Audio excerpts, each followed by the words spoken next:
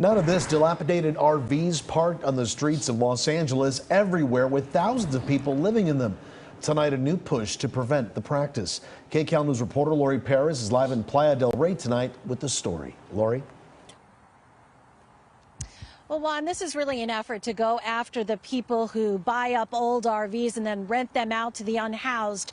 They're being called van lords. And LA City Council member Traci Park is worried that they are not only preying on people in need, but they are adding to a concerning explosion of RVs on our streets. I can smell it. You can't empty your tank.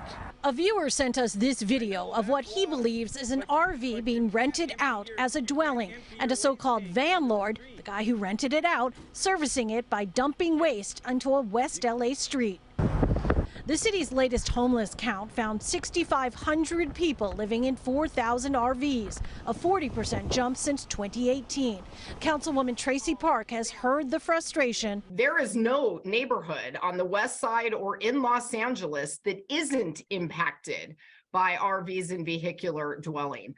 And seen the spike, especially in RV rentals for the unhoused. She's now working on a proposal to see if the city can use existing safety and business codes to shut the van lords down. We cannot have an unregulated industry of individuals who are buying junker RVs off of salvage lots and renting those out to people without any regard for habitability or safety. It'll protect the people renting the RVs, and she admits likely mean there are fewer of them on the streets. Yes, my hope is that this gets at the number of unsafe dwelling units that are vehicles that are being leased for housing. Which is welcome news to some residents living near Bayona Creek in Playa del Rey, just one spot where the RV population has exploded. Now it's up to maybe 50 or 60, and they're pretty much in every direction. But others say they've heard motions and seen initiatives and plans come and go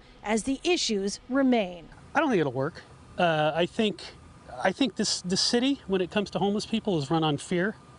And I don't mean fear of the homeless. I mean fear of being sued, fear of being made to look bad if you're an elected or appointed official, fear of doing anything that hasn't been done before. Now, the city has said RV rental is legal as long as they follow laws about where to park and how to operate. This would ostensibly be another way to ensure they are doing that. And if not, they might face fines or other consequences. We are live in Playa del Rey. I'm Laurie Perez. Back to you.